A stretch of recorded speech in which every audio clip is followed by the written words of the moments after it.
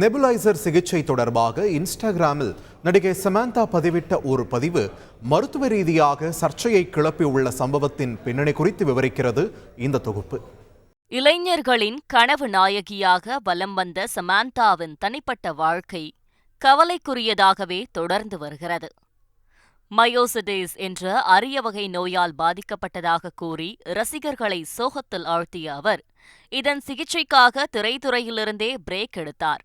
ஆனாலும் தன்னம்பிக்கை தளராமல் இருந்த சமந்தா அவ்வப்போது தனது சிகிச்சை குறித்த பதிவுகளை வெளியிட்டு வந்தார். நோய் உறுதியானதன் பின்னர் மருத்துவம் சார்ந்து அவர் பல பதிவுகளை வெளியிட்டு வந்ததும் குறிப்பிடத்தக்கது. இதேபோல் அண்மையில் ஹைட்ரஜன் பெராக்சைடை திரவத்தில் கலந்து அதனை நெபுலைசர் மூலம் சுவாசித்து சிகிச்சை எடுத்ததை போட்டோவுடன் பதிவிட்டிருந்தார். ஆனால் இதனை வெறும் புகைப்படமாக மட்டும் கடந்து செல்ல முடியவில்லை. காரணம், இந்த சிகிச்சை முறையை அவர் ரசிகர்களுக்கு பரிந்துரைத்ததில் ஆரம்பித்ததுதான் பிரச்சினை. ஒரு பொதுவான வைரலுக்கு மருந்து எடுத்துக்கொள்ளும் முன் ஒரு மாற்று வழியை முயற்சி செய்து பாருங்கள். அதில் ஒரு வழி ஹைட்ரஜன் பெராக்சைடு மற்றும் காய்ச்சி வடிகட்டிய நீர் ஆகியவற்றின் கலவையுடன் நெபுலைஸ் செய்வது என்று குறிப்பிட்டிருந்தார். இதற்கு மருத்துவ ரீதியாக கடும் எதிர்ப்புகள் கிளம்பின. அதிலும் எக்ஸ் தளத்தில் மருத்துவர் ஒருவர் கடுமையாக சாடியுள்ளார். துரதிர்ஷ்டவசமாக உடல்நலம் மற்றும் அறிவியல் குறித்த தெளிவில்லாத செல்வாக்கு மிக்க இந்திய நடிகையான சமந்தா சுவாச வைரஸ் தொற்றுகளை தடுக்கவும் சிகிச்சை அளிக்கவும் ஹைட்ரஜன் பெராக்சைடை சுவாசிக்கும்படி அவரை பின்தொடரும் லட்சக்கணக்கான மக்களுக்கு அறிவுறுத்துகிறார் என குறிப்பிட்டிருந்தார்.